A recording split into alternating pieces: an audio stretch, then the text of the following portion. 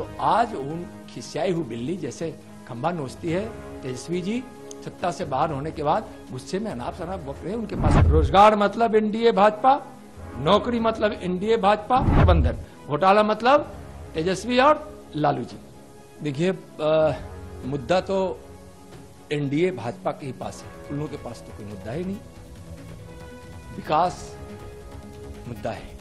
माननीय प्रधानमंत्री आदरणीय नरेंद्र मोदी जी के भगीरथ प्रयास से विकास की गंगा इस देश के गांव गांव, घर घर, जन जन, शहर शहर तक पहुंच रही है। और इस विकास के कारण देश से 25 करोड़ लोग गरीबी रेखा से बाहर आए। तो विकास मुद्दा है, देश का मान स्वाभिमान मुद्दा है। देश आजादी से अभी तक 10 वर्षों में जो अपने सुरक्षा के दृष्टिकोण से जितना सुदृढ़ हुआ है कभी नहीं हुआ था। आज देश को आत्मनिर्भर बनाने का मुद्दा है। 2047 तक जब देश आजादी का 100वां वर्षगांठ मनाएगा, उस समय विकसित भारत बनाने का संकल्प जो माननीय प्रधानमंत्री जी का है वह मुद्दा है। और यहां किसानों की जिंदगी में, गरीबों की जिंदगी में, युवाओं की जिंदगी में और मां बहनों की जिंदगी में खुशियां लाने का मुद्दा है, यह मुद्दा है। और भारतीय जनता पार्टी इन मुद्दों पे चुनाव माननीय प्रधानमंत्री आदरणीय नरेंद्र मोदी जी के नेतृत्व में लड़ेगी। माननीय नरेंद्र मोदी जी का नाम और उनका काम हमारा मुद्दा है, और उनका नाम और काम ऐसा है जो इस देशवासियों के सामने है और उनके दिल में है। ऑपोजिशन लोग बोल रहे हैं कि नौकरी मतलब तेजस्वी, बिल्कुल गलत। उनका यह कहना कि नौकरी मतलब तेजस्वी है, गलत है। आप समीक्षा कीजिए जिन जिन विभागों में, ठीक है उस समय हम लोग सरकार में नहीं थे जिस 17 महीने की वो चर्चा कर रहे हैं, लेकिन जब भारतीय जनता पार्टी सरकार में जिस समय तेजस्वी जी के पहले एनडीए की सरकार में थी नीतीश जी के नेतृत्व में, उस समय उस विभागों में देखिए कि किस प्रकार से इस नौकरी को मुद्दा रखा गया था कि हम कितना नौकरी देंगे और कितना रोजगार देंगे। 2020 के चुनाव में जो एनडीए का, भारतीय जनता पार्टी का जो घोषणा पत्र है, और उस घोषणा पत्र के आलोक में जब भारतीय जनता पार्टी नीतीश जी के साथ सरकार बनाई 2020 में, उसके 17 महीने उसके बाद तक जितने दिन तक सरकार रही भारतीय जनता पार्टी के साथ, उस समय के कामों को आप देखिए। और वह जो अपनी डिगडिगी पीटने की कोशिश कर रहे हैं इसलिए कि उनके पास कोई मुद्दा नहीं है। वह 17 महीनों की चर्चा कर रहे हैं कि हमारा 17 महीनों में मैंने क्या किया।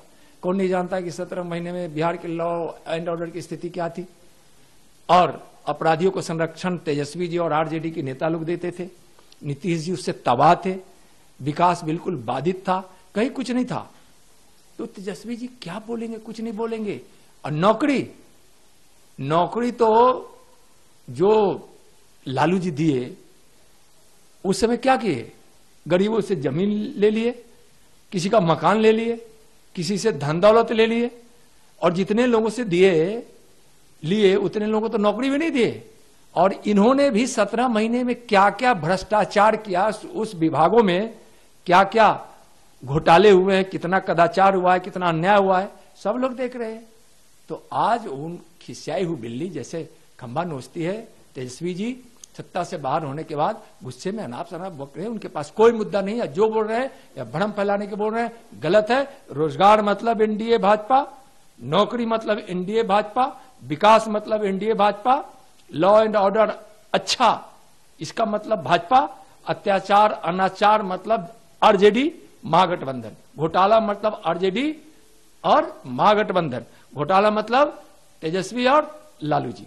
धन्यवाद। जल्द ही होने वाला है और एनडीए पूरी तरह से एकजुट होकर, यहां कोई सीट शेयरिंग में कहीं कोई बात नहीं है।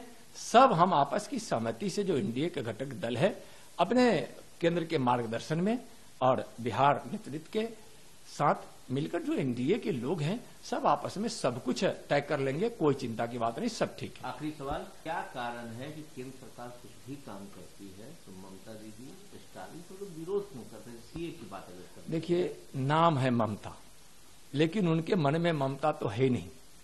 आप देखे होंगे जिस प्रकार से पश्चिम बंगाल में मां बहनों के साथ जितना अत्याचार होता है, अभी अभी थोड़े दिन पहले संदेश खाली की जो बात आई थी आप देखे होंगे, तो कुछ नहीं, ममता जी कुछ नहीं करती है, वह सिर्फ तुष्टीकरण करती है और तुष्टीकरण के आधार पर वह सत्ता में रहना चाहते।